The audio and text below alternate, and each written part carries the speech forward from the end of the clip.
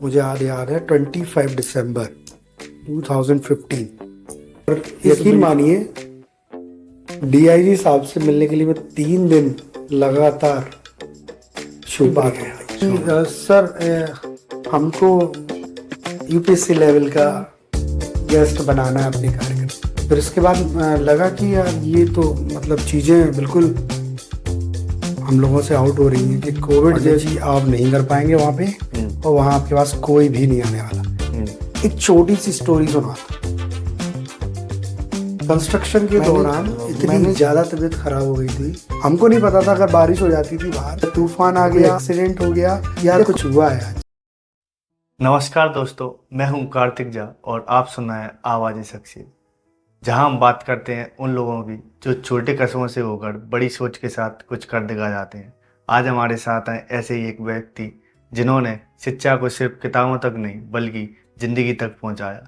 मैं बात कर रहा हूं mister Abhishek Pandey, the director of Genius World High School Berar.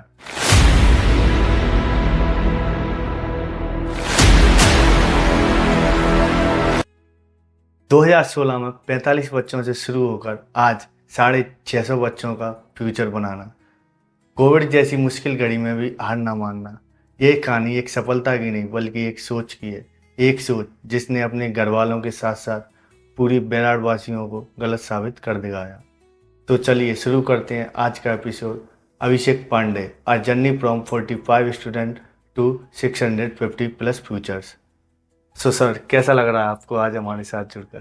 Thank you Kartik जी, इतने शॉर्ट नोटिस पे आप लोगों ने मुझे इनवाइट किया और मैं रेडी हो गया कि हाँ ये जर्नी हम लोगों को दिखाएगी, तो मुझे अच्छा लग रहा है आज। अभिषेक जी, सबसे पहले आपकी जर्नी कैसी रही एक्सीलेंस स्कूल शिवपुरी से लेकर ग्वालियर और फिर एमबीए तक? देखिए कई सारी चीज़ें हैं इसमें। छोटे कस्बे का बच्चा जिसको बहुत ज़्यादा डीप नॉलेज नहीं थी, उस स्टेज से लेके अभी तो एजुकेशन बेराड़ की बहुत वास्ट हो चुकी है, लेकिन अगर मैं पीछे मुड़ के देखूं पास्ट एरिया में तो मुझे बहुत सारी चीज़ें मेमोराइज होती हैं। सबसे पहले जैसे आपने मेरे से प्रश्न किया कि जो स्कूलिंग है वो मेरी किससे रही, तो बहुत ही अच्छा स्टूडेंट नहीं रहा। मैं एक एवरेज स्टूडेंट रहा हूँ। ये उन लोगों के लिए भी बात है जो अपने आप से हार मान बैठे। तो मुझे लगता है मेरे से जो लोग छोटी छोटी बातें पूछते हैं, एक्चुअली मैं खुद सीखता हूँ, और जब मेरी लर्निंग स्टेज इतनी अच्छी पावर में रहती है तो लोगों को सिखाने का भी प्रयास करता हूँ। तो जो स्कूलिंग है, अब मेरी एक्सेलेंस स्कूल नंबर 1 शिवपुरी से हुई है, जहाँ मैंने हाई स्कूल के पायदान पे अपना कदम रखा। एक्चुअली स्कूलिंग वहीं से स्टार्ट हुई। इससे पहले मैं सरस्वती शिशु मंदिर बेराड़ का एक छात्र रहा हूँ। बहुत पहले एक संस्था चलती है, वो आज भी चलती है। और उस समय बहुत टीचर बहुत संस्कार देते थे हम लोगों को। मुझे याद है वो बहुत पुराना स्कूल रहा है, लेकिन जो शिक्षा और संस्कार मुझे उस स्कूल से मिले शायद वो आज मेरे काम आ रहे हैं, और मेरे काम तो आ ही रहे हैं लेकिन मेरे बच्चों के काम मुझे बड़ी खुशी है कि मैं सरस्वती स्कूल का छात्र, सरस्वती शिशु मंदिर का। तो वहाँ से लेके फिर दैन एक्सेलेंस स्कूल, जहाँ से मेरा मोड ऑफ एजुकेशन थोड़ा चेंज हुआ। 9th और 10th स्कूलिंग मैंने जब की तो उस समय भी बहुत सारे प्रॉब्लम्स हुए थे। एक्चुअली क्या है, फर्स्ट टाइम मैंने घर छोड़ा, सही बात है, और उस टाइम से लेके जैसे शिवपुरी शहर मेरे लिए तो अननोन प्लेस था। क्योंकि मैं बेराड़ का एक छोटा सा स्टूडेंट समझ लीजिए, या छोटे से कस्बे से आने वाला व्यक्ति समझ लीजिए। बहुत बड़े रिच फैमिली से नहीं हूँ मैं, लेकिन जब पता लगा कि एंट्रेंस एग्जाम होता है एक्सेलेंस स्कूल नंबर 1 का, आज भी होता है, शायद आज मेरिट से होता है, तो उसका एंट्रेंस हमने क्लियर किया, 8th पास आउट, और 9th में हमने सक्सेसफुली एडमिशन वहाँ लिया। छोटे कस्बे का होने के नाते वहाँ कुछ चीज़ें प्रॉब्लम फेस करनी पड़ी, क्योंकि चूंकि मेरा घर नहीं था वहाँ, तो रूम्स अरेंज करने में प्रॉब्लम हुई। खाना बनाना आता नहीं था, तो वो भी सीखना पड़ा अपने परिवारजनों से। और धीरे धीरे धीरे धीरे स्ट्रगल करते हुए पढ़ाई स्टार्ट की। और उस समय के टीचर्स बहुत अच्छे थे, इतने अच्छे टीचर्स थे जो मेरे टाइम में एजुकेशन दे रहे थे, मैं आज भी याद करता हूँ। और उन लोगों के मार्गदर्शन में मैंने 9th और 10th वहाँ किया। After then 10th pass out होने के बाद मुझे लगा थोड़ा सा और आगे को एजुकेशन करना चाहिए। फैमिली को भी फील हुआ कि नहीं, आगे हमारा बच्चा कर सकता है। मैंने ग्वालियर सेंट एवेनिजर स्कूल, जो कि भगत सिंह नगर, दीनदयाल नगर के सामने है, वहाँ एडमिशन लिया। एक हॉस्टल में मैं रहता था, हॉस्टलर स्टूडेंट, 11th और 12th, चूँकि मैं मैथ्स बैकग्राउंड से हूँ, तो ये है कि मैथ में प्रॉपर छोड़ के मुझे फिजिक्स में बहुत इंटरेस्ट था। फिजिक्स का? हाँ, मैथ्स में थोड़ा वीक ही रहा हूँ, मॉडरेट स्टूडेंट हूँ, बहुत ज़्यादा अच्छा नहीं रहा हूँ मैं, लेकिन हाँ फिजिक्स मेरे बहुत स्ट्रॉन्ग। और इसके बाद फिर मैंने bachelor of computer application 12th के बाद। हाँ, कंप्यूटर में बहुत इंटरेस्ट है, मतलब आज भी मैं कंप्यूटर के काम बहुत अच्छे से कर सकता हूँ, कितना भी टास्क हार नहीं मानता। और अब स्कूल तक हूँ मैं, MBA भी किया हुआ है एक्चुअली। 12th के बाद मैंने ग्रेजुएशन किया, ग्रेजुएशन के बाद मैंने पोस्ट ग्रेजुएशन किया। ग्वालियर से किया? हाँ, ग्वालियर प्रॉपर यूनिवर्सिटी से किया। उसमें भी एंट्रेंस होता है आज भी। SOS में किया हुआ है मैंने, वो भी एंट्रेंस होता है, वो भी क्लियर करके, मतलब बहुत अच्छे से मैंने रेगुलर स्टडी की थी। 2 ईयर का MBA? हाँ, 2 years मैंने कंप्लीट किए थे। और रेगुलर कॉलेज जाने वाला, बहुत से लोग आज कॉलेज नहीं जाते, बोला कि एक दिन जाते हैं दूसरे दिन, लेकिन मैं रेगुलर। मेरे प्रोफेसर थे डॉक्टर SD शर्मा सर, अब वो नहीं है इस दुनिया में, लेकिन उनके मार्गदर्शन में उन्होंने बहुत कुछ किया है, वो आज याद आता है। तो ये छोटी सी जर्नी है, बाकी अच्छा लगा कि ये चीज़ मुझे आपको बताने का मौका मिला। MBA और ये आपने बताया कि आपने 1 साल की नौकरी भी की, और देन ये भी पीरियड एक्चुअली क्या है, देखा हुआ है। वो स्ट्रगलिंग पीरियड था आफ्टर MBA। जॉब्स की प्रॉब्लम आज भी है, पहले भी थी। और किसी मित्र की बदौलत मैंने वो मेरा रेज्यूमे मैंने लगाया एक्चुअली, क्योंकि मेरा computer science plus MBA, both degrees are different, और उसमें सरवाइव करना थोड़ा मेरे लिए टिपिकल हुआ, क्योंकि मैंने अलग अलग जगह अलग अलग टाइम पे अलग अलग चीज़ें की हुई थी। उससे पहले मैंने MITS में एक हार्डवेयर एंड ट्रेनिंग का कोर्स किया, 6 मंथ का था, वो भी कुछ मेरिट बेस पे हुआ था। मुझे लगा हार्डवेयर, मुझे एक्चुअली सॉफ्टवेयर इंजीनियर बनना, सॉफ्टवेयर इंजीनियर, तो उसके रिगार्डिंग। लेकिन चीज़ें जब समय के साथ चेंज होती हैं तो अपने आप को भी चेंज करना पड़ता है।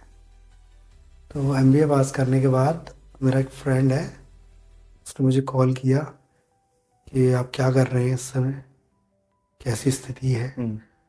तब मेरा रनिंग में था एक्चुअली MBA 2014 में। मैंने कहा ऑल ओके, कोई बात नहीं है। मुझे लगा कि जॉब का ऑफर आने वाला है, और हुआ भी ऐसे ही। वो लगा आप आइए और रेज्यूमे सेंड करिए और हम लोग ट्राई करते हैं। तो नोएडा 7, मुझे आज भी याद है, नोएडा सेक्टर 17, वहाँ पे एक कंपनी है, कंसल्टेंसी सर्विसेज कंपनी, जो कि सोमक इंजीनियरिंग कंसल्टेंसी सर्विसेज के नाम से थी। सो पहले रिज्यूमे लगाया, और इंटरव्यू पास करने के बाद मैंने ऐसे ही दिया था, पर फाइनली वी आर डन। और करने के बाद जॉब्स का कॉल लेटर जारी हुआ, सारी चीज़ें मैंने स्टडी की, क्योंकि पहली जॉब थी, तो रहता है इंटरेस्ट अपने आप में। वो जॉब की एक एक्साइटमेंट भी रहती है, बहुत अच्छा लगा। वो जॉब में भी कुछ चीज़ें सीखने को मिली। एक्चुअली हर पड़ाव पे मैंने कुछ सीखा है, और सीखने से एनर्जी मिल जाती है। तो वहाँ सीखने के बाद वो जॉब्स मैंने ट्रेनिंग पीरियड में गुजारी। 1 मंथ की ट्रेनिंग थी। ट्रेनिंग करने के बाद उसको मैंने किया जॉब को। लेकिन जॉब्स का जो टाइम था, प्राइवेट जॉब थी, तो प्राइवेट जॉब के अकॉर्डिंग चलना पड़ेगा। हाँ। लगभग टाइमिंग थोड़ा बहुत ज़्यादा थी, 10 बजे से लेकर शाम के 6 बजे। 6 बजे। हमको नहीं पता था, अगर बारिश हो जाती थी बाहर कंपनी के बाहर तो पता नहीं लगता था कि बारिश हुई, बारिश। या तूफान आ गया, या कोई एक्सीडेंट हो गया, या कुछ भी ऐसी नेचुरल डिजास्टर हो गई, कोई पता नहीं लगता था। शाम को निकलने के बाद ही पता लगता था यार कुछ हुआ है, आज बारिश हुई। ऐसे मोमेंट थे कुछ। और ये जो अनुभव है बहुत अच्छा रहा उस टाइम का।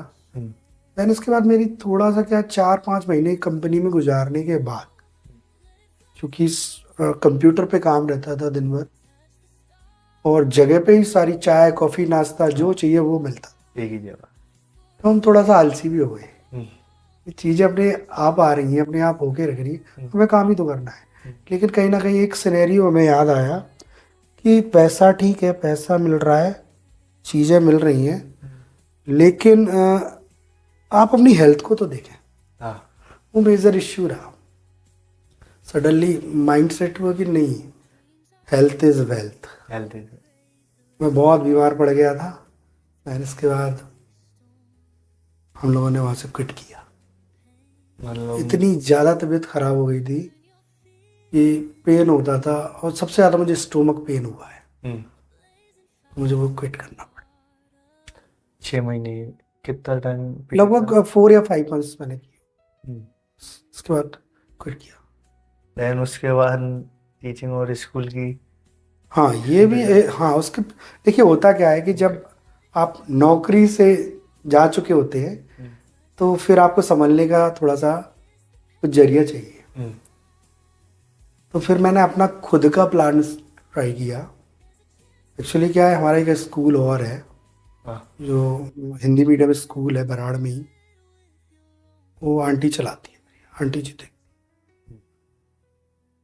और मुझे लगा कि हम लोग बराड़ के बच्चों को भी अच्छे से तैयार कर सकते हैं, कुछ डिफरेंट कर सकते हैं। वही सोचा कि हिंदी मीडियम स्कूल्स तमाम हैं, कुछ नया करने का प्लान किया, क्योंकि इंग्लिश मीडियम यहाँ पे थोड़ा सा चैलेंजिंग था। मान लो हम लोग एरिया वाइज बहुत टफेस्ट कंपटीशन है, क्योंकि जनरली हम लोग सब गांव के लोगों से बिलोंग करते हैं। पूरा रूरल एरिया, ये रूरल एरिया था।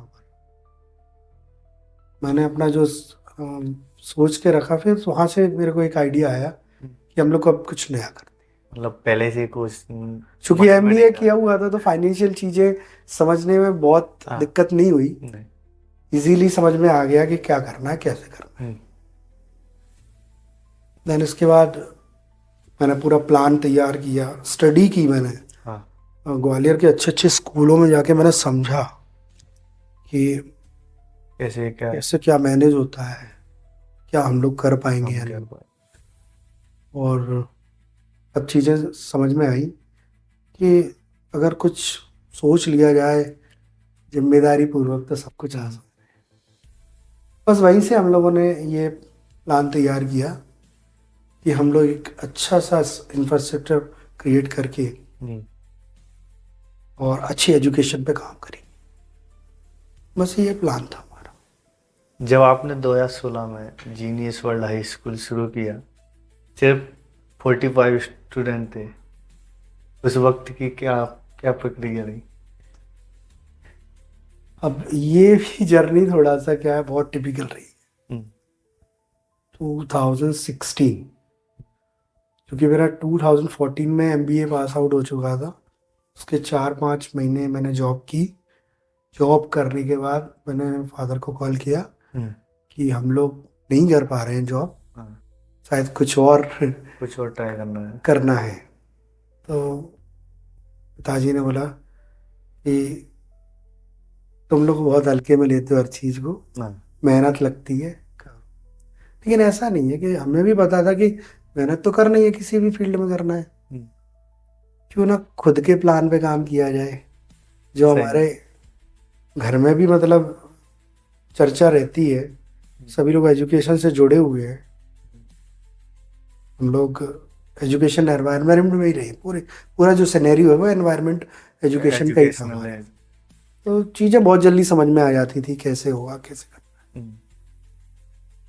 तो मेरी फैमिली में सब लोग थोड़े से अलग अलग चिंता व्यक्त कर रहे थे, लेकिन हाँ एक व्यक्ति है जिन्होंने मुझे सपोर्ट किया, और उनकी बदौलत है कि अब मैं यहाँ बैठा हूँ, मेरे चाचा जी। Backbone type. हाँ, ये मान लीजिए कि मैंने जो कह दिया और उधर से रिजल्ट आ गया, अप्रूवल मिल जाता था, चाहे कोई भी कुछ भी कहता रहे, कितने भी कुछ भी ताने मारते रहे, अप्रूवल मिलता था। शायद उनको विश्वास था, ऐसा मान सकते। तो 2016 में हम लोगों ने प्लान बनाया, चाचा जी ने अप्रूव करके कि हाँ आप भी कर सकते हो, करिए। तो मैं स्कूल का जो इंफ्रा था वो मैंने सीबीएसई के गाइडलाइन के अकॉर्डिंग बनाया। कोई प्लान नहीं था कि एमपी गवर्नमेंट का हम लोग एफिलिएशन लेने वाले, क्योंकि उसके लिए कुछ अन्य नॉर्म्स भी होते हैं, वो फिलअप करने होते हैं। और बहराड़ जैसी जगह में फिलअप करना मतलब बहुत टिपिकल टास्क है। तो ये चीज़ें थी, और आफ्टर दैट हम लोगों ने, मेरा छोटा भाई है उसके सपोर्ट से, क्योंकि मेरा वहाँ पे ग्वालियर स्टे था, नोएडा से लौटने के बाद मैं डायरेक्टली बहराड़ नहीं आया, थोड़ा सा होपलेस था कि अभी मुझे जब तक कुछ नया नहीं मिल जाता तब तक मैं कैसे जाऊँ, क्या करूँ मैं। तो मैंने वहीं से व्हाट्सएप और अन्य चीज़ों के माध्यम से छोटे भाई को प्लान बताया कि आप एग्जीक्यूट करिए, प्लान मैं दे रहा हूँ, सारी चीज़ें आप देखिए ऑन ग्राउंड, वो चीज़ें हम इम्प्लीमेंट करते हैं। क्योंकि बड़े भाई का आदेश और छोटे भाई का मानना रहता है। उसने मेरा प्लान माना कि जो भाई ने प्लान दिया है वो कोई नहीं दे सकता। उनको भी भरोसा था, उनको बहुत भरोसा है, और आज भी भरोसा है। और जब काम करते हैं भरोसे के साथ तो सफलता मिलती है। तो जो मेरी वास्तव में रीढ़ की हड्डी कहूँ वो मेरा भाई है। इस काम में मेरा रोल जो है ना कम रहा है, लेकिन वो फ्रंट फेस बनता था जी। काम करने बहुत मेहनती व्यक्ति है एक्चुअली, ग्राउंड लेवल बहुत मेहनत करता है। मुझे इतनी नॉलेज आज भी नहीं है इस पूरे बहराड़ की जितनी उसे है। मुझे बस क्वेश्चन करना था और रिजल्ट भी आ जाता उधर से, हाँ ये ऐसे होना है। तो बड़ा अच्छा लगा कि यार कोई तो है हमारे सपोर्ट में जो काम कर। आफ्टर दैट मुझे याद है 25 दिसंबर 2015 इस बिल्डिंग की हमने नींव रखी। केवल उस दिन ही मैं आया था घर। वो भी भाई ने बोला कि अब तो आ जाओ यार, अब तो तुम्हारा काम शुभारंभ जो तुम चाहते हो वो हो रहा है। मैंने कहा ठीक है, किया हमने, और पूरा प्लान मैंने उनको ऑन पेपर समझाया, और समय कंस्ट्रक्शन बढ़िया से चालू करवा दिया। एक छोटी सी स्टोरी सुनाता हूँ। कंस्ट्रक्शन के दौरान मैंने जो एरिया बताया था रूम्स, क्लासरूम के एरिया, वो कम बने थे। मतलब मैंने हाँ साइज छोटा कर दिया। मैंने देखा यार ये तो पूरे प्लान को खत्म कर देगा इस तरीके से, मेरी जो प्लानिंग है वो खत्म हो रही है। तो उस दिन same day extra investment cost होते हुए वो मैंने तोड़वाया दीवार। मैंने कहा इमीडिएटली खत्म करिए, नहीं मैं इस काम को फिर छोड़ दूंगा। क्योंकि जब मैं अपनी शिद्दत से कर रहा हूँ, काम कर रहा हूँ, तो मैंने कहा ये प्लान किसका था? बोला पिताजी आए थे, पिताजी ने करवाया है। मैं नहीं, थोड़ा सा चेंज करें। और मैंने कहा कोई भी कुछ डांट बोलेंगे तो जेल लेंगे, लेकिन अभी चेंज करो बेटा। तो सेम डे में हमने वो प्लान चेंज किया, वो चीज़ें तोड़ी और फिर से मैनेज करवाई। तो वो मोमेंटम लगा था कि हाँ अब मेरा साथ देने वाले लोग हैं, तो वो चीज़ें हुई। तो उस समय से फिर कंस्ट्रक्शन स्टार्ट हुआ, चीज़ें फिर हम अवेयर करने लगे कि अब हमें क्या क्या रिसोर्सेज मैनेज करने हैं। इसकी लिस्टिंग प्रॉपर तैयार होती गई और डॉक्यूमेंटेशन तैयार हुआ, एफिलिएशन दायर। तो धीरे धीरे करके हम लोगों ने फिर एफिलिएशन को प्राप्त किया, देन इसके बाद स्कूलिंग स्टार्ट। स्कूल स्टार्टिंग करते टाइम घर वालों को संभालना कैसा रहा? देखिए होता क्या है कि फैमिली सपोर्ट नहीं होगा ना तो आप कुछ भी नहीं कर पाओगे। उनका आपके प्लान में इन्वॉल्व होना बेहद जरूरी है। और जब फैमिली सपोर्ट होता है तो आपके पास एक ऐसा प्लस पॉइंट होता है जो कि आप किसी भी प्रॉब्लम को फेस कर सकते हो, ऐसा मेरा। और कुछ लोग थोड़े से नेगेटिव भी थे तो उनको संभालना पड़ा, और एट लास्ट धीरे धीरे उनको भी समझ में आया कि नहीं, सब कुछ मैनेज हो रहा है। एक फैक्टर आपके पिताजी का था। हाँ, थोड़ा पिताजी का गर्म स्वभाव के, उन्हें डिफिकल्ट रहा संभालना। आज भी है पिताजी को संभालना, तो भाई बहुत मेरे लिए तो बहुत हार्ड वर्क होता है। उनका मानना था कि इस एरिया में जो तू कर रहा है वो नहीं कर यहाँ नहीं हो पाएगा, यहाँ नहीं हो पाएगा। और मतलब पिताजी बोलते थे कि तुम नहीं कर पाओगे, तुम यहाँ कैसे मैनेज करोगे, लोग तुम्हें काम करने ही नहीं देंगे। और लेकिन मैंने उनको कहीं ना कहीं उनको बोला कि नहीं, ऐसा नहीं है, और प्लान ए सक्सेस नहीं है तो क्या हुआ, प्लान बी को फॉलो करेंगे। प्लान बी नहीं है तो प्लान सी। लेकिन ऐसा नहीं होता, जब आप मजबूती से आप काम करते हैं तो आपका प्लान भी सक्सेस होता है। और फिर मैंने चाचा जी को बनाया तो चाचा जी ने पिताजी को बना लिया। हाँ, सपोर्ट ये support. Genius World High school नाम रखने के पीछे कोई कहानी? हाँ, एक ऐसा है कि जब स्कूलिंग एजुकेशन स्कूलिंग दे रहे हैं हम लोग बच्चों को, तो मैं समझता हूँ कि कुछ अच्छा नेम भी होना चाहिए। हमें लगा बच्चे कैसे होंगे अगर इंग्लिश मीडियम स्कूल चलाएंगे, तो बच्चे भी तो, उनके लिए यूनिकनेस होना चाहिए। तो बैराड, तो वो एक कॉन्सेप्ट था। एक हमारे मित्र भी है, उनका नाम जीनियस था। तो हमने उन्हीं से चर्चा करके उनके नेम पे ही जीनियस रखा कि ये ठीक है, जीनियस थोड़ा सा प्रतिभाशाली व्यक्ति के को बोलते हैं हम लोग। बच्चे में भी प्रतिभा होती है, तो वो वहां से हमने जीनियस का कॉन्सेप्ट। अब पीछे मुड़कर कैसा लगता है कि 45 स्टूडेंट से शुरू किया था, आज 650 प्लस स्टूडेंट्स? तो बहुत बड़ी संख्या तो नहीं है, लेकिन बहुत कुछ अचीव भी है इसमें। छोटी छोटी चीजों को मिलके बहुत बड़ी चीजें हुई हैं। लोगों ने चीजें संभाली और हमने भी इम्प्लीमेंट की, तो वो कुछ जरिया है बस। ऐसा कुछ नहीं है, काम करेंगे तो रिजल्ट तो मिलता है।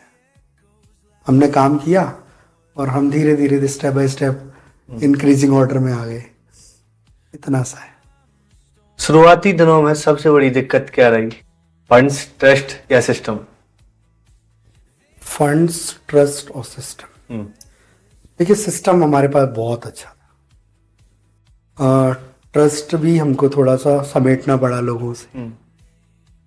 फंड्स की थोड़ी दिक्कत थी। तो कुल मिला के ये है कि ट्रस्ट और सिस्टम अच्छा था हमारा। फंड्स में थोड़ी प्रॉब्लम हुई तो धीरे धीरे सब चीज़ें मैनेज करनी पड़ी। फैमिली से ही मैनेज हुई, मेरे पास कोई पैसा नहीं था किसी भी प्रकार का, और उनके सपोर्ट के बिना मैं कुछ भी नहीं कर सकता। तो पहले तो उनका सपोर्ट मुझे एक्वायर करना। लोगों ने ये भी कहा होगा, जो आपने इस एरिया में स्कूल खोला है, ये पहले बहुत आउट था बैराड के टाइम, जिस टाइम पे आपने स्कूल खोला था। तो उस टाइम क्या मतलब लोगों को समझाना, घर वालों को भी समझाना कैसा रहा? इसके पीछे तो भाई बहुत लंबी कहानी है। एरिया बिल्कुल, लोगों ने बोला था पंडित जी आप नहीं कर पाएंगे वहां पे, और वहां आपके पास कोई भी नहीं आने वाला पढ़ने के लिए। ना कोई बात नहीं, हम कम लोगों को पढ़ा लेंगे। ये रिएक्शन था मेरा, ज़्यादा नहीं पढ़ा पाएंगे बच्चों को तो कम लोगों को पढ़ा लेंगे, और जितने लोगों को पढ़ाएंगे अच्छे से पढ़ाएंगे। अच्छे से। ये थोड़ा मेरा बिलीफ था। कोविड के समय स्कूल को कैसे संभाला? बहुत टिपिकल रहा। कोविड के समय जो चीज़ें हुई वो मैं नहीं चाहता कभी लौट के आए। वो दौर कभी किसी के भी फील्ड में वो लौटे ना, वो दौर बहुत बेकार था। या यूं कहें कि हम लोगों के लिए सरवाइव करना भी मुश्किल था, लोगों की जान पे आना पड़े। फिर ये तो स्कूल है, लेकिन हम लोगों ने सोचा कि हम लोगों ने जो प्लान किया है शायद अब गलत साबित हुआ है। लेकिन समय के साथ सब कुछ ठीक हुआ। कोविड में बहुत सारी परेशानियां हुई। मैंने सेकेंड स्टोरी भी मुझे याद है अच्छे से, सेकेंड स्टोरी पे पूरा काम करा दिया था। फर्निशिंग थोड़ा सा रह गया था। फिर इसके बाद लगा कि यार ये तो मतलब चीज़ें बिल्कुल हम लोगों से आउट हो रही हैं कि कोविड जैसी महामारी का दौर और स्कूल संचालन पॉसिबल ही नहीं है। और चूँकि सरकार ने उस समय ऑनलाइन क्लासेस का थोड़ा सा उस समय क्रिएट किया था, लेकिन मैं नहीं समझता कि ऑनलाइन क्लासेस सक्सेस स्कूल होता है, ऑनलाइन क्लासेस इतना प्रभावी नहीं रहती। ना इफेक्टिव वो दौर तो अब देखना नहीं बच्चों की क्रिएटिवनेस थोड़ी छिन जाती है। क्रिएटिवनेस लेजी हो गए बच्चे। बहुत सारे ताने हमको मिले कि यार सो इतनी मेहनत की और सब कुछ खत्म हो रहा है। लेकिन ईश्वर ने चाहा कि नहीं, मेहनत की है तो मिलना चाहिए। फिर धीरे धीरे चीजें संभल। जब लोगों ने कहा हिंदी मीडियम के एरिया में इंग्लिश मीडियम स्कूल कैसे चलेगा, तो उस वक्त क्या सोचा? मैंने पहले ही बताया ये बहुत चैलेंजिंग इश्यू है। आज भी लोग बोलते हैं कि हमारा बेटा इंग्लिश नहीं पढ़ पाएगा, कैसे पढ़ेगा। और हम बोलते हैं आप विश्वास करो अपने बच्चे पे, क्यों नहीं पढ़ेगा। इंग्लिश मीडियम के बच्चे क्या विदेश से आते पढ़ने? कहीं और से थोड़ी आते। वही रीजन है। हम लोग बोलते हैं कि ऐसा कुछ नहीं है। थोड़ा सा प्रॉब्लम तो होती है, क्योंकि हम लोग जो रूरल जगह से हैं तो वहाँ फैमिली एनवायरनमेंग ठीक नहीं है। नहीं, बिल्कुल नहीं। और फैमिली एनवायरनमेंट ठीक नहीं है तो बहुत टिपिकल टास्क है।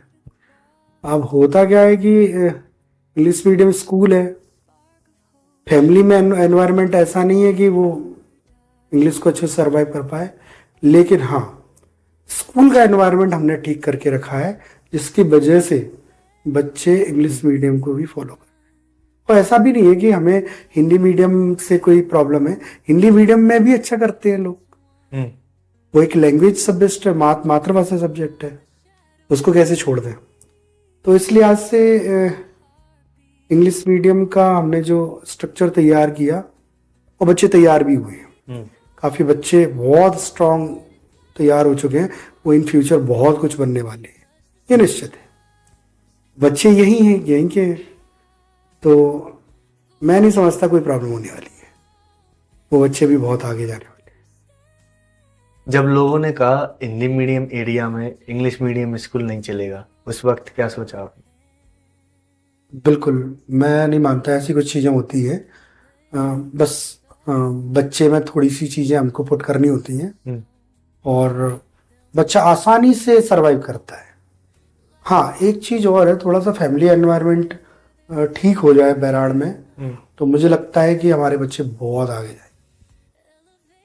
ऐसा कुछ भी नहीं है कि इंग्लिश मीडियम का बच्चा, हिंदी मीडियम का बच्चा, ऐसा कोई भेदभाव तो मैं नहीं समझता। बच्चे सब एक जैसे होते हैं, चीज़ें डालनी होती हैं उन बच्चों को, ये चीज़ है। अब कभी लगा अब सब छोड़ देते हैं? कभी नहीं, कभी सोचा भी नहीं कि ऐसा कुछ छोड़ने का प्लान है, नहीं।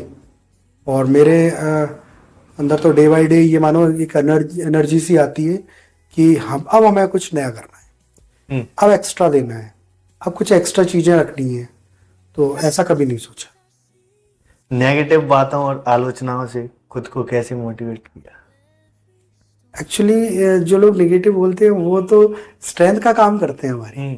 तो वो हमारी स्ट्रेंथ रही है, आलोचनाओं से सीखना, नेगेटिव किसी की बातों को एक्वायर करके पॉजिटिव वे में अपना स्ट्रक्चर तैयार कर देना, ये बखूबी आता है और अच्छे से इम्प्लीमेंट भी किया। अगर इंग्लिश ही सक्सेस की कुंजी है तो हिंदी मीडियम का फ्यूचर कहाँ जाएगा? नहीं, किसने बोला इंग्लिश सक्सेस की कुंजी है? हिंदी मीडियम भी कुंजी में, जो हिंदी पढ़ाते हैं वो भी कुंजी है। आप देखिए विशिष्ट हिंदी, अच्छे अच्छे लोग नहीं बता पाएंगे। इंग्लिश एक लैंग्वेज है, उसको पढ़ना इसीलिए ईजी है कि वो इंटरनेशनल लैंग्वेज है और हर जगह उसकी डिमांड रहती है। स्कूलिंग में बात करूं तो स्कूल के करियर से लेके आप जब तक जॉब नहीं पा लेते, हर जगह स्कूलिंग की डिमांड है, इंग्लिश की डिमांड है। तो वो तो बहुत जरूरी है और इसी वजह से हमने जीनियस वर्ल्ड हाई स्कूल को इंग्लिश मीडियम स्कूल बना के रखा है। जब घर वालों ने सपोर्ट नहीं किया तो मनोबल कैसे बनाया लगा? नहीं, घर वालों ने तो सपोर्ट किया, लेकिन कुछ लोगों को मनाना पड़ा अपने काम के लिए कि हम जो रास्ता चुन रहे हैं वो अच्छा है, गलत नहीं है और इसमें बहुत सारी उपलब्धियां हैं हमारे क्षेत्र के बच्चों के लिए, हमारे सबके बच्चों के लिए, हमारे पेरेंट्स के बच्चों के लिए। और जब वो अच्छा करेंगे तो स्वाभाविक बात है कि हमें तो खुशी मिलनी ही है। तो वो चीज है। आपने बताया कि आपके अंकल और आपके ब्रदर आपकी बैकबोन रहे, कोई खास याद?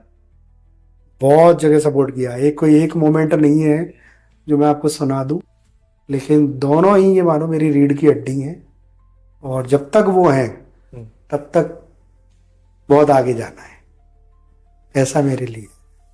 तो ऐसा कुछ भी नहीं है कि किसी ने सपोर्ट एक ने नहीं किया, दो ने किया। उनको मनाया है हमने हमारे काम के लिए और अपने काम के लिए लोगों को मनाना पड़ता है, ये सब लोग जानते हैं। अब जब आपकी फैमिली आपकी सक्सेस देखती है तो कैसा लगता है? सक्सेस की बात तो देखो ऐसा है कि ठीक है, सक्सेस है, अच्छा किया इसीलिए सक्सेस है। बाकी मैं सब लोगों को यही कहूँगा कि आप अपनी फैमिली पर ट्रस्ट करें और अपना ट्रस्ट ना खोएं। अगर आपने ट्रस्ट खो दिया तब भी प्रॉब्लम क्रिएट होगी और फैमिली आप पे सपोर्ट नहीं कर रही है तो भी आप कुछ नया नहीं कर पाएंगे, कुछ अच्छा सोच नहीं सकते। और जब तक अच्छा सोचेंगे नहीं तो अच्छा कैसे होगा? तो फैमिली को तो सपोर्ट देना ही। स्कूलिंग की स्टार्टिंग में टीचर्स एक बहुत बड़ा फैक्टर रहा हुआ इंग्लिश मीडियम के लिए, क्योंकि हिंदी मीडियम का एरिया है और आपने इंग्लिश मीडियम के टीचर्स के अरेंजमेंट के लिए कुछ खास किया हो? मैं बताता हूँ उसके लिए।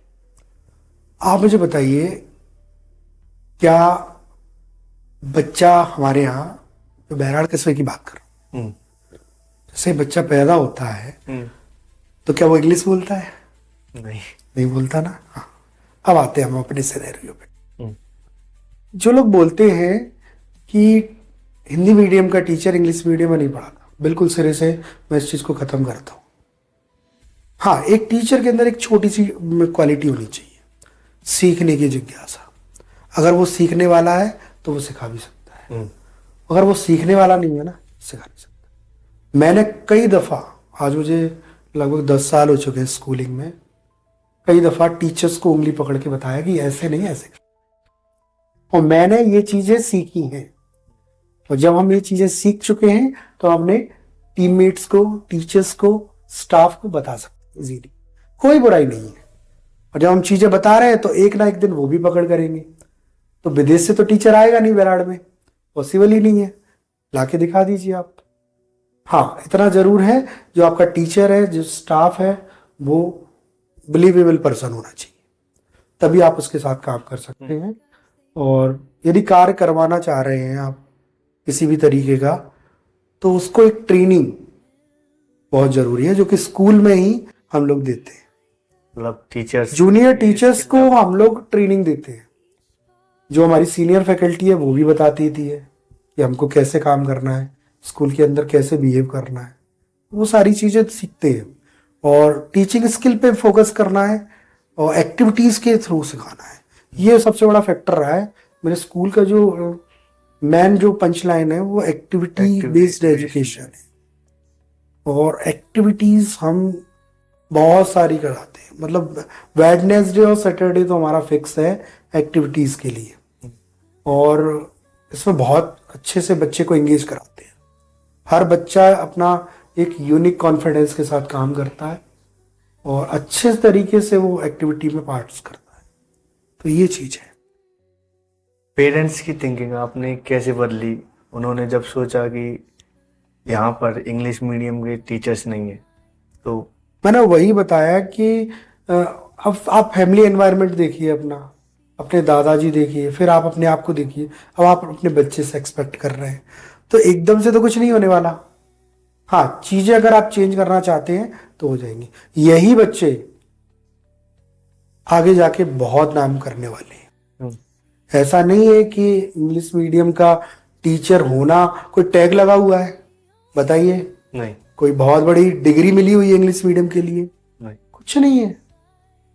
ये जो सिनेरियो जो खड़ा किया है, ये जो बड़े बड़े अपने ब्रांड स्कूल लेके बैठे हैं, इन लोगों ने लोगों के दिमाग में ये चीज डाल के रखी है कि आपका बच्चा ग्रामीण स्तर का, आपका बच्चा कुछ नहीं कर सकता।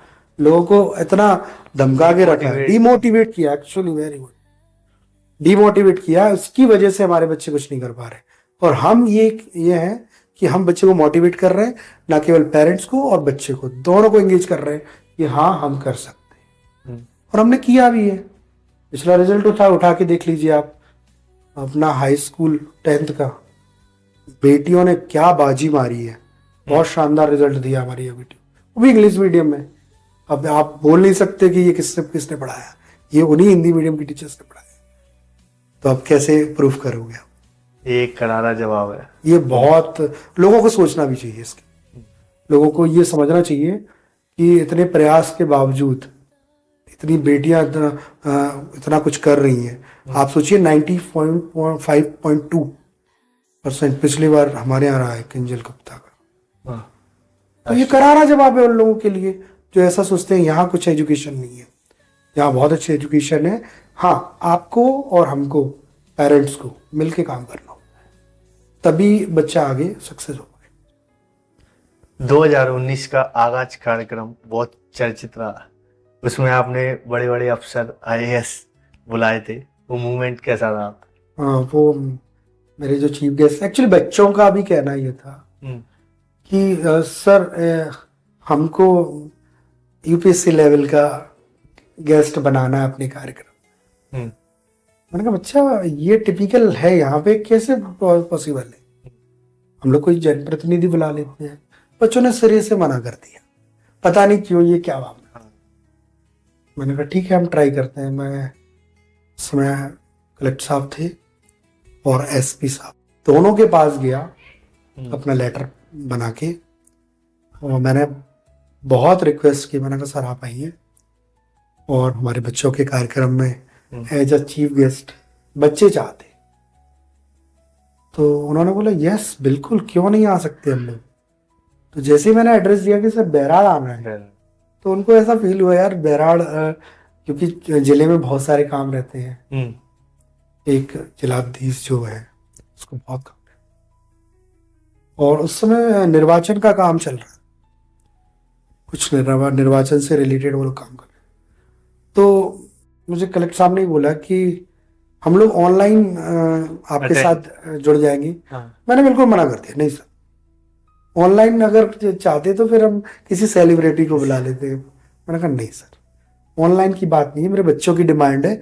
और उन्होंने मुझसे प्रश्न किया है, तो मुझे एक IAS रैंक का अधिकारी वहाँ पे चीफ गेस्ट नियुक्त करना है।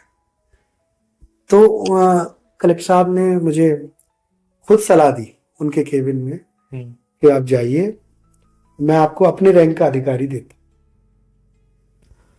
मैंने कहा सर बच्चे नहीं मानेंगे। तो बोले कि उनको समझाना, बच्चे मानेंगे। फिर उन्होंने मुझे अच्छी सलाह दी आईटीबीपी के डीआईजी साहब डीआईजी को इनवाइट करने, और यकीन मानिए डीआईजी साहब से मिलने के लिए मैं 3 दिन लगातार शिवपुरी गया। शिवपुरी बिल्कुल रोज अप डाउन। रोज अप डाउन किया लगातार 3 दिन।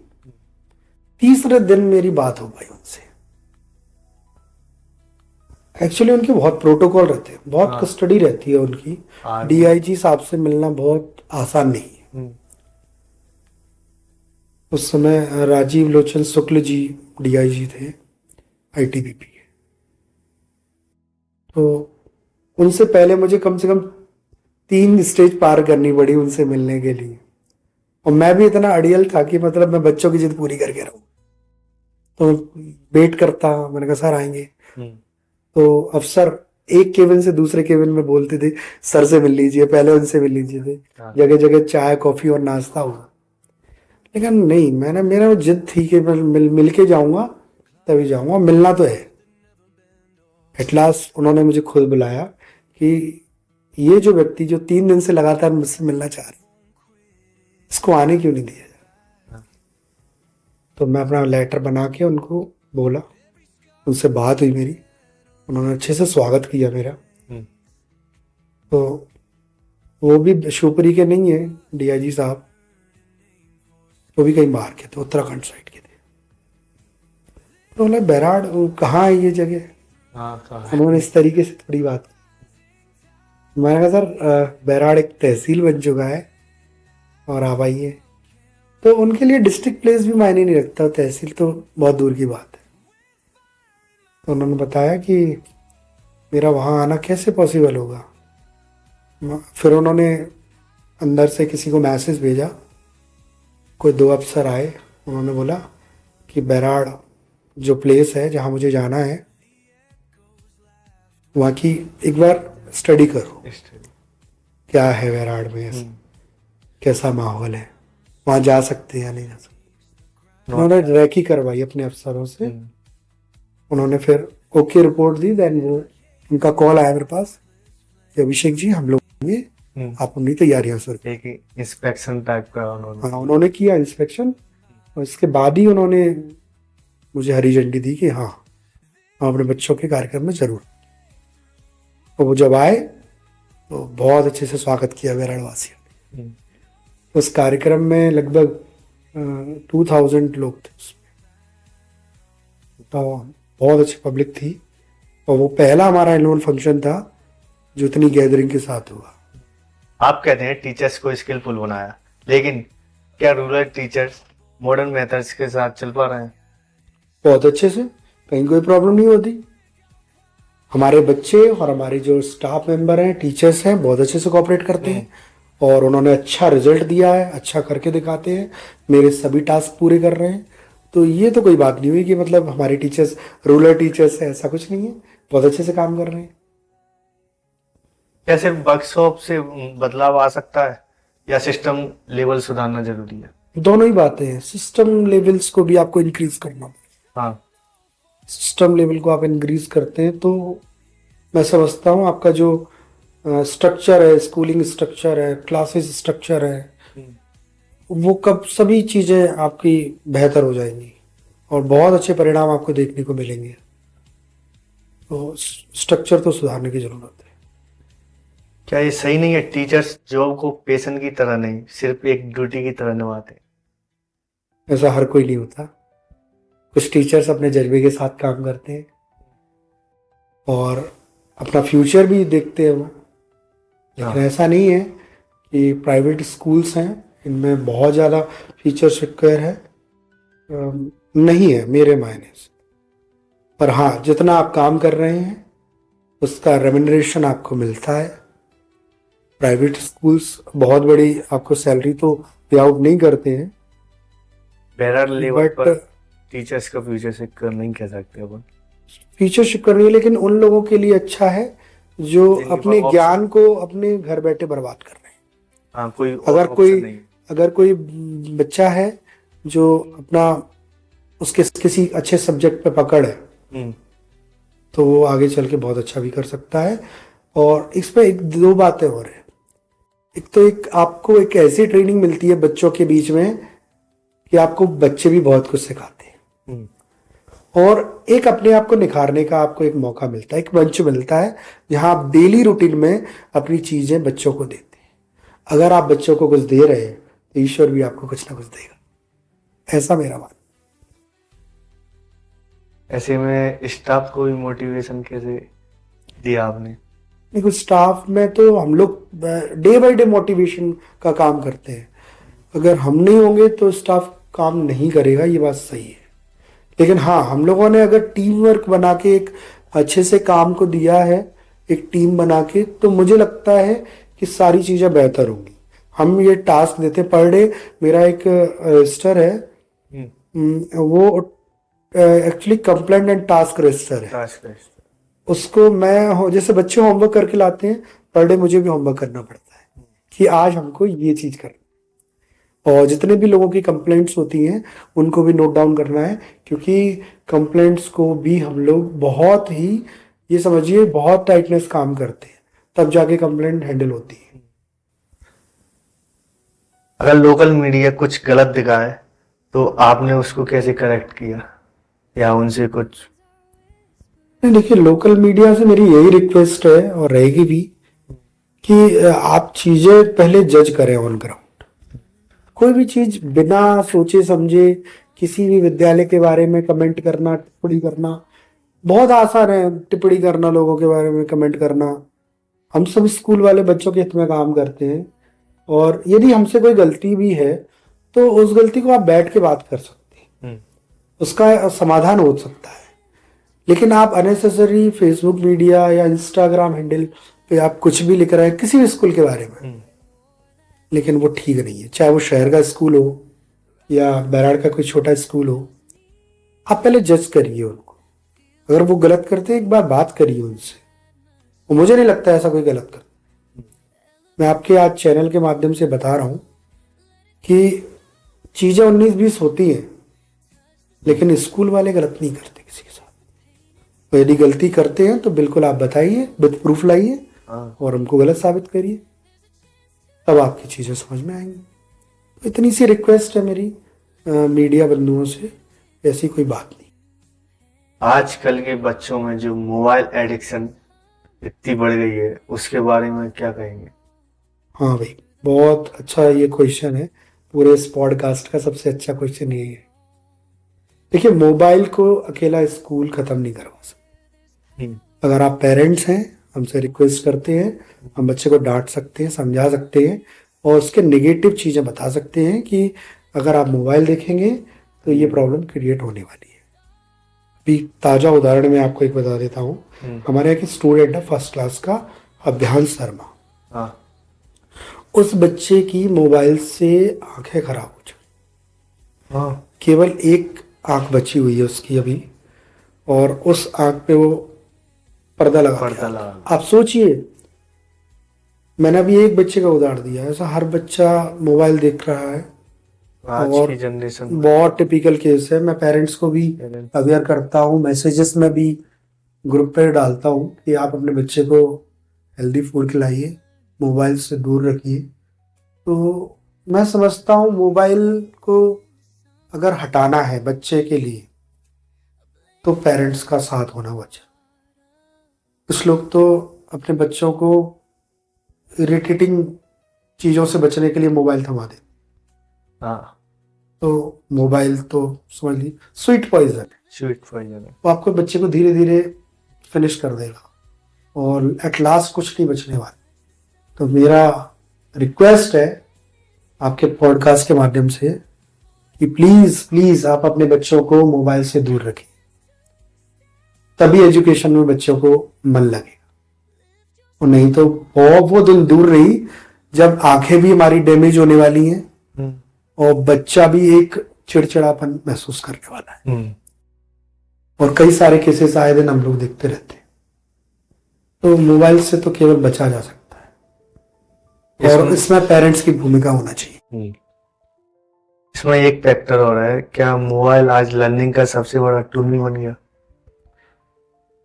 टूल समझ सकते हैं, टूल है, लेकिन अगर आप स्टडी कर रहे हैं तब तक ठीक है, लेकिन उसको अगर गेम्स में आप कन्वर्ट कर लेते हैं अपने मोबाइल फोन, गेम डिवाइस बना लेंगे, तो ये ठीक नहीं। अगर आपको कहीं कोई प्रॉब्लम है स्टडी को लेके, किसी टॉपिक में कहीं प्रॉब्लम आ रही है, तो मैं समझता हूँ कि आप उतने टाइम तक देख सकते हैं। लिमिटेशन होना चाहिए, बाउंड होना चाहिए बच्चे को। पेरेंट्स को भी बाउंड करना चाहिए कि चलिए आपका क्या टॉपिक है उससे पूछिए बच्चे से, या क्या आपको देखना है, तो उसका टाइमिंग सेट करिए, बच्चे को टाइम दीजिए जितना भी उस टॉपिक के लिए जायज है। देन इसके बाद मोबाइल नहीं देना चाहिए, मेरा ये मानना है। और टेक्नोलॉजी बच्चों को स्मार्ट बना रही है या कमजोर? देखिए, स्मार्ट तो नहीं बना रही, इतना स्मार्ट कहूं मैं। टेक्नोलॉजी हाँ डेवलपमेंटिंग स्टेज है, चीजें एनहेंस होती हैं। आज एआई का दौर है, चीजें एनहेंस हुई है। मैं भी टेक्नो फ्रेंडली वर्क करता हूं, लेकिन जितना कम चलाएंगे उतना ज्यादा फायदा। सेफ जोन में अपनी आंखों को रखिए, स्टडी करिए, मना नहीं करते, पेरेंट्स से पूछिए, लेकिन ऐसा नहीं है कि आपको पढ़ाई के लिए मोबाइल दे दिया है तो आप गेम खेल रहे हैं या किसी सोशल नेटवर्क से जुड़े हुए हैं, तो कहीं ना कहीं ये डिसएडवांटेजेस भी है कहीं ना कहीं। दो फेस रहते हैं हर चीज के एडवांटेज। आप देखिए, हर चीज का दो पहलू हैं। चीजें आप कैसे इंप्लीमेंट करते हैं ये आप पे निर्भर करता है। मोबाइल है हमारे पास रखा है मोबाइल, लेकिन जहां जरूरत नहीं है हम मोबाइल यूज नहीं कर रहे हैं। लेकिन हाँ, जहां जरूरत है मोबाइल यूज करना पड़ता है। लेकिन बच्चों के लिए मैं इतना कहूंगा कि आपको जो टॉपिक सर्च कर रहा है, मैं मानता हूं कि कुछ ऑनलाइन चीजें भी अच्छी आ रही हैं, एजुकेशन में डेवलपमेंट हुआ है, कुछ इतने अच्छे अच्छे टीचर्स हैं जो ऑनलाइन में बहुत अच्छा काम कर रहे हैं। उनकी जो स्ट्रेटजी है, प्लानिंग है, वो अच्छे से बच्चों को एनहांस कराते हैं। तो वही है कि आप एक दायरा बनाइए, लिमिटेशन बनाइए, उस लिमिटेशन में आप लोग यूज करिए। और हाँ, परमिशन जरूर होना चाहिए पेरेंट्स की इसके पीछे। क्या इसके पीछे गवर्नमेंट को भी कोई कदम उठाना चाहिए? बिल्कुल, जितनी भी पब्लिकली ऐप है उनको उनमें कुछ ऐसा लॉक या कुछ ऐसा पिन जनरेट करना चाहिए जो पेरेंट्स के माध्यम से ऊपर। जैसे वो ऑस्ट्रेलिया में किया है कि 16 साल से नीचे के बच्चों को आप इंस्टाग्राम, फेसबुक और यहाँ अकाउंट नहीं बनवा सकते। बहुत अच्छी पहल है ये, हमारे भारत में भी ऐसे ही होना चाहिए। मैं चाहता हूँ जितनी जल्दी हो जाएगा हमारे बच्चे सेफ जोन में आ जाए। सेफ जोन में, ऐसा मेरा मानना है। डाइवर्ट करने के लिए यही आज इंस्टाग्राम, फेसबुक बहुत ज्यादा बच्चों को डाइवर्ट कर रहा है। ये एडिक्शन है, मैंने आपको बताया, स्वीट पॉइजन है ये। बच्चों को धीरे धीरे ऐसा मान लीजिए हैंडीकैप्ड बना देगा। तो ये लेजी पर्सन तो बनाएगा ही, ऐसा हैंडीकैप्ड बनाने वाला है कि आपकी जो सोच है वो डेवलप हो नहीं सकती। आपको आजकल के बच्चों को एक बड़ा क्वेश्चन है, सर मुझे याद नहीं होता। मैं आपको बता देना चाहता हूं कि उसकी एक ही प्रॉब्लम है, याद क्यों नहीं होता। बच्चों को क्या है कि यहां से जाने के बाद, स्कूल से जाने के बाद बच्चों ने बैग को फेंका, सीधा माँ बाप यदि जॉब कर रहे हैं या कहीं किसी चीज को बिजनेस कर रहे हैं तो वहां बिजी है वो लोग, उनकी भी गलती नहीं है लेकिन बिजी है वो। बच्चे उस बिजीनेस का फायदा उठाते हैं और घर में जाके मोबाइल और हर बच्चा ऐसा नहीं है, कुछ बच्चे हैं जो फायदा उठा रहे हैं, बिल्कुल फायदा उठा रहे हैं। उनकी डांट होना जरूरी है, और जब तक डांट नहीं होगी किसी बच्चे की तो मैं नहीं समझता वो बच्चा मोबाइल ड्रॉप करने वाला है। वो एक स्वीट पॉइजन है, मैं आपको बता रहा हूँ। स्ट्रिक्टनेस, बहुत स्ट्रिक्टनेस जरूरी है। पेरेंट्स को भी ये देखना पड़ेगा आपका बच्चा स्क्रीन टाइम कितना व्यतीत कर रहा है। अगर ज्यादा स्क्रीन टाइम है तो डैम श्योर आप उस पर पाबंदी लगाए, और जब तक आप उसको पाबंदी नहीं लगाएंगे तो मोबाइल तो आपको बर्बाद कर देगा। क्योंकि इसमें कुछ चीजें ऐसी हैं जो मैं पब्लिकली नहीं बोल सकता, लेकिन चीजें गलत है। तो मोबाइल को लिमिटेशन में रखिए। अक्सर पेरेंट्स बोलते हैं कि बच्चे पढ़ाई पर ध्यान नहीं देते, इसका सॉल्यूशन क्या है? देखिए, हर बच्चा ऐसा नहीं है। हाँ, कुछ परसेंटेज बच्चे ऐसे भी हैं कि जो पढ़ाई को मतलब कुछ ना कुछ एक्टिविटीज के थ्रू बस पास आउट करना चाहते हैं, मैं उनसे एक चीज रिक्वेस्ट करूंगा कि आपको पढ़ना है और अच्छे से पढ़ना है। इसके लिए आपको एक ध्यान वाली बात जो आई है उसके लिए मैं बता रहा हूँ, आप रनिंग करिए, मेडिटेशन करिए, योगा करिए, आप अपनी लाइफस्टाइल को थोड़ा चेंज करिए। और जब लाइफस्टाइल थोड़ा चेंज होगी ना, मोबाइल से हटाइए आप ध्यान। मुझे लगता है ध्यान भंग करने का एक जो मेन जो डिवाइस है वो मोबाइल है। मोबाइल को स्क्रीन टाइम कम कर दीजिए, आपका ध्यान बुक्स में आएगा और बुक्स की चीजें आपको याद होने लगी। बहुत बड़ा कोई टास्क नहीं है, आप कर सकते हैं और किया भी है, हमने भी किया है, आप भी कर सकते हैं, वो कोई बड़ी प्रॉब्लम नहीं। फीस स्ट्रक्चर और पेरेंट्स की एक्सपेक्टेशन के बीच बैलेंस कैसे करते हैं? ये बड़ा मजेदार क्वेश्चन है। फीस स्ट्रक्चर और पेरेंट की एक्सपेक्टेशन, देखो हाँ, पेरेंट्स की जो एक्सपेक्टेशंस हैं वो हर स्कूल से ज्यादा रहती है, चाहे वो किसी भी हिंदी मीडियम का स्कूल हो या किसी भी मेट्रो साइट का स्कूल हो। पेरेंट्स की जो एक्सपेक्टेशन है वो ज्यादा है, हर किस स्कूल से होती है, लेकिन उसमें पेरेंट्स का दायरा भी होना चाहिए। एक्सपेक्टेशन करना बहुत अच्छी बात है, लेकिन पेरेंट्स भी स्कूल के एक्सपेक्टेशन पर फिट बैठे तो मैं समझता हूं आपका बच्चा बहुत ज्यादा ग्रो करेगा स्टडी में और आपके फैमिली एनवायरनमेंट में। तो ये तो आपको देखना है, अगर बच्चे को आपको कुछ संभालना है या कुछ आगे चल के फ्यूचर उसका एस्टेब्लिश करना है तो स्कूल के साथ साथ पेरेंट्स को भी ध्यान देने की जरूरत है। आप एक्टिविटी बेस्ड लर्निंग पर जोर देते हैं। एक फीस स्ट्रक्चर का और फिर से जी हाँ, उसी को इसी को दोबारा बोलिए। फीस स्ट्रक्चर और पेरेंट्स की एक्सपेक्टेशन के बीच बैलेंस कैसे रखते हैं आप? देखिए, पेरेंट्स की एक्सपेक्टेशन बहुत हाई रहती है हर स्कूल से, और होना भी चाहिए। एक्सपेक्टेशन कोई बुरी चीज नहीं है, लेकिन स्कूल भी पेरेंट्स से एक्सपेक्ट करता है कि यहाँ से स्कूल से जाने के बाद बच्चे का आप ध्यान रखें।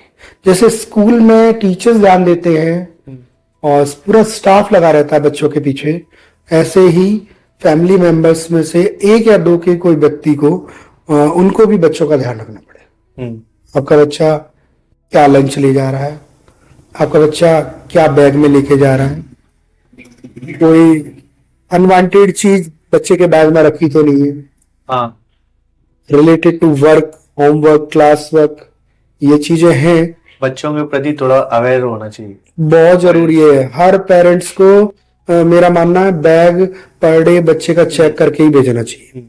आप लंच रखिए, चेक करके भेजिए। आप कोई भी चीज रख रहे हैं, बुक भी रखी हुई है तो भी देखें आप कौन सी बुक ले जा रहा है बच्चा, कौन सी नहीं ले जा रहा है, फेयर असेंबल कर रहा है कि नहीं, प्रॉपर वे में वर्क करता है कि नहीं, होमवर्क में डेट मेंशन करता है कि नहीं। ये बहुत छोटी छोटी चीजें लेकिन हमारे काम की चीजें हैं। अगर आप बच्चों का बैग देखेंगे तो ये सारी चीजें नजर आएंगी, पर यदि फिर भी आपको लगता है तो मुझे लगता है कि फिर आपको अवेयर होने की जरूरत है। अगर आपका बच्चा मिसबिहेव कर रहा है, बच्चा होमवर्क करके नहीं ला रहा है, तो बहुत जल्दी इन्फॉर्म करना चाहिए टीचर्स को, स्कूल को, ताकि उस बच्चे के लिए हम लोग कुछ कर सकें। एक चीज जो आपने बताई फीस स्ट्रक्चर, मैं उस पर भी बात करूंगा। फीस स्ट्रक्चर में हमारे पेरेंट्स, कुछ पेरेंट्स जो है ना लेजी है, कुछ इतने अच्छे हैं कि वो बात भी नहीं करेंगे और फीस आपका टाइमली पे करना। मेरी हम्बल रिक्वेस्ट है, हम जितने भी बैराड़ के स्कूल्स हैं, फीस का हम लोग मीटिंग करते हैं तो फीस का बड़ा एक फीडबैक निकल के आता है, बहुत ही स्ट्रक्चर गड़बड़ जाता है, जिस वजह से हम आपके बच्चे की और जो ग्रोथ हम सोच के रखते हैं, जैसे नेक्स्ट ईयर हमारा कुछ एक प्लान है मेंटल मैथमेटिक्स को लेके। अब जाहिर सी बात है, मेंटल मैथमेटिक्स के लिए हमें स्किलफुल स्टाफ की जरूरत पड़ेगी, मुझे टूल्स की जरूरत पड़ेगी, टेक्निक्स की जरूरत पड़ेगी, एक मैंने बॉन्ड साइन भी करवाना पड़ेगा, मतलब जहां से हमको ये सीखना है। इसके बाद बच्चों को इम्प्लीमेंट भी कराना है। तो हम लोग अच्छा सोच रहे हैं आपके बच्चे के लिए, तो उसका पे आउट करने में क्या प्रॉब्लम है? हम लाखों रुपए बर्बाद कर देते हैं। हम एक ट्रिप कम कर लीजिए आप, बच्चे के लिए एक अच्छी चीज सोचिए आप, अच्छी चीज मिल रही है। नेक्स्ट ईयर से हमारा एक मेंटल मैथमेटिक्स कोर्स स्टार्ट हो जाएगा सिलेबस के साथ, और आप देखिए उन बच्चों को इंटरनेशनली हम मूव कराएंगे।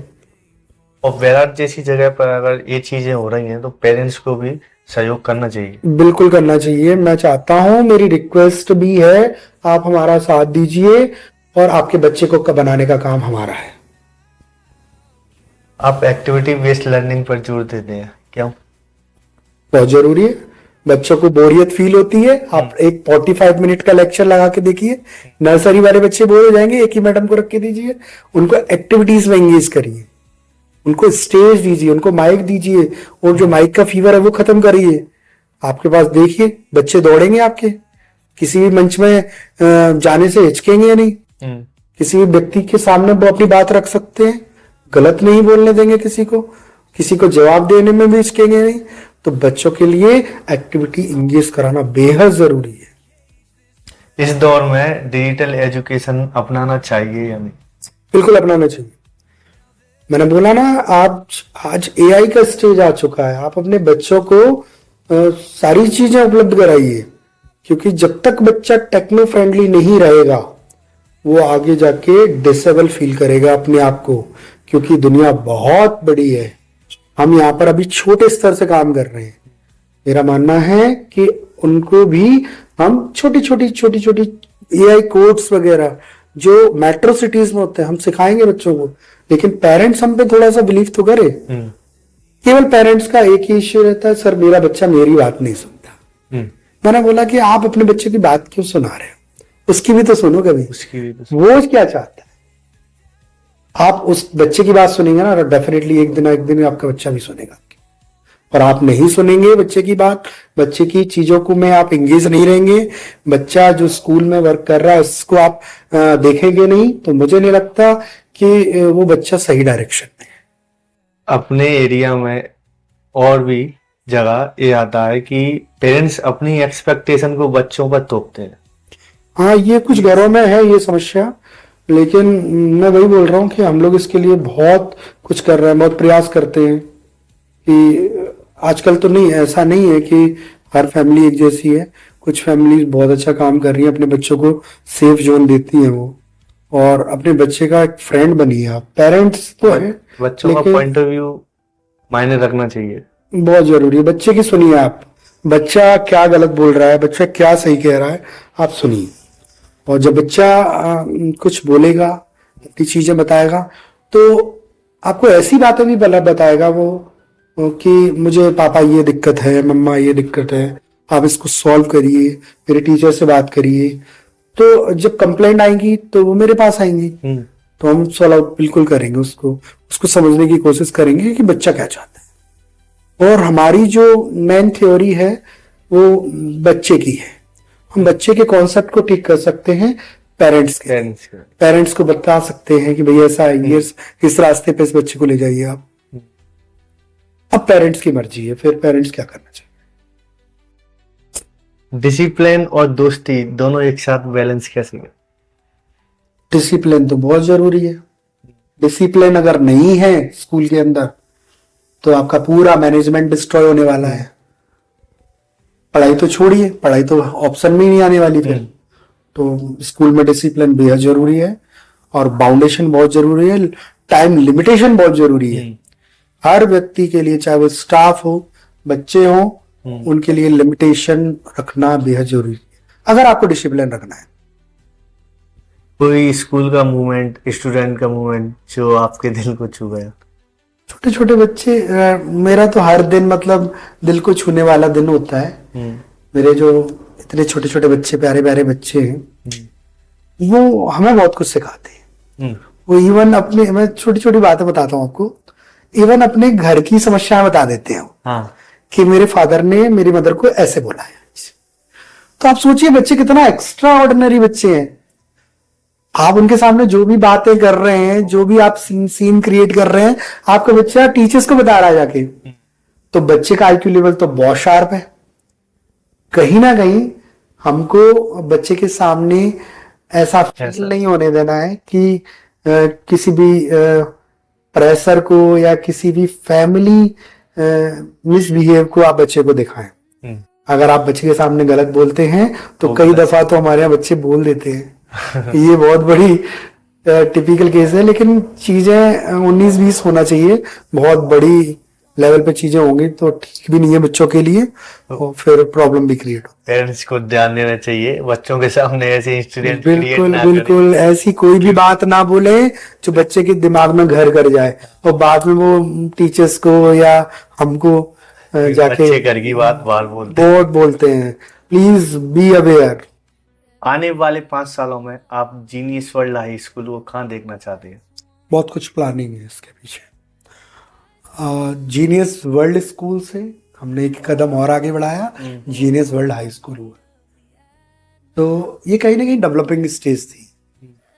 पिछली बार बच्चे ने बहुत अच्छा स्कोर किया, बच्चों ने, हमारी सारी बेटियां टॉपर्स रहीं। इंग्लिश मीडियम का पूरे ब्लॉक में कोई टॉपर नहीं था हाई स्कूल में, हमारे यहाँ से टॉपर। और कुछ लोगों ने तो मुझे ताने मारे कि इंग्लिश मीडियम स्कूल, और वो भी 10th में करके दिखाइए आप इस तरह का, वगैरह वगैरह। मैं नहीं बोलना चाहता इस चीज़ को, लेकिन बच्चों ने कर दिखाया। बच्चों की काबिलियत पे कोई शक नहीं है। बच्चा एक ब्लैंक पेपर है, जैसे फोल्ड करना है वैसे करिए आप, और जब बच्चे हो चीज़ें इम्प्लीमेंट करते हैं तो बहुत अच्छा। एक दूसरा चीज़ और है, मैंने आपको बताया कि हमारे बच्चे मेंटल मैथमेटिक्स अबेकस को ज्वाइन करने वाले हैं। इन 2-3 सालों में हम अबेकस को इम्प्रूवमेंट कराने वाले हैं बच्चों के अंदर, और मेंटल मैथमेटिक्स पर भी हमारी पकड़ हुई। बच्चों को एक अच्छा स्टेज मिलता है हमारे यहाँ, बड़े लेवल पे प्रोग्राम्स आयोजित होते हैं, और उनमें भी बच्चों की एक्सपेक्ट के अनुसार हम लोग फंक्शंस क्रिएट करते हैं। कल्चरल एक्टिविटीज़ हम लोग में बहुत पार्ट रहते हैं। हमारा बच्चा, प्रत्येक बच्चा, चाहे वो नर्सरी का बच्चा हो, KG 1 का हो, KG 2 का बच्चा हो, एक्टिविटीज़ में हमेशा एंगेज रहता है। आगे आने वाले समय में मैं ईश्वर से प्रे करता हूँ कि हमारे साथ बच्चे जितने भी जुड़ रहे हैं, उन बच्चों के लिए अच्छे पायदान पे हम लोग खड़ा करें। थोड़े इंटरेस्ट की ओर चले, कोई फेवरेट स्पोर्ट्स? मेरा बास्केटबॉल, मैंने 11th-12th बहुत खेला। कोई स्पोर्ट प्लेयर? सचिन तेंदुलकर, वो बहुत पसंद होता है मुझे, क्योंकि गॉड ऑफ क्रिकेट है, नो डाउट। और कोई मूवी? जिंदगी ना मिलेगी दोबारा। फेवरेट बुक जो हर किसी को पढ़नी चाहिए? मैं तो कविताएं पढ़ता हूँ, मेरी 51 कविताएं अटल बिहारी वाजपेयी। मुझे कविताएं पसंद है। कोई कविता आप सुनाना चाहते हो? कविता, मेरा इतना अच्छा वॉइस ओवर तो नहीं है कि मैं सुनाने लायक हूँ उसके लिए। नहीं, आपने लिखी हो? मैं कोई कवि नहीं हूँ किसी प्रकार की, मेरी कोई लाइनें नहीं है। इंटरेस्ट है सिर्फ। हाँ, मैं केवल इंटरेस्टिंग रहता हूँ, कविताएं सुनने का, छोटी छोटी पोइम सुनने का, और बच्चों से भी सुनता हूँ। कोई favourite political person? Atal Bihari Vajpayee, उन जैसा कोई नहीं। और लास्ट में बच्चों के लिए कोई मैसेज? हाँ, मैं सभी प्यारे बच्चों से इतना ही कहूँगा कि आप खुद पे भरोसा रखिए, ईश्वर पे विश्वास रखिए, और अपने पेरेंट्स का सम्मान करते हुए पढ़ाइए। एक ना एक दिन कामयाबी आपके कदम छुएगी। Thank you. तो दोस्तों, आपने सुनी अभिषेक पांडे जी की इंस्पायरिंग जर्नी, एक ऐसी कहानी जिसमें हिम्मत है, संघर्ष है, और सबसे बढ़कर विजन है। 45 बच्चों से शुरू होकर आज 650 से ज़्यादा सपनों को दिशा देना, ये कोई संयोग नहीं, ये संकल्प है। अभिषेक जी, आपका बहुत बहुत धन्यवाद कि आपने अपना अनुभव हमारे साथ शेयर किया। मिलते हैं अगले एपिसोड में एक और इंस्पायरिंग जर्नी के साथ। तब तक के लिए पढ़ते रहिए, बढ़ते रहिए और सीखते रहिए। जय हिंद।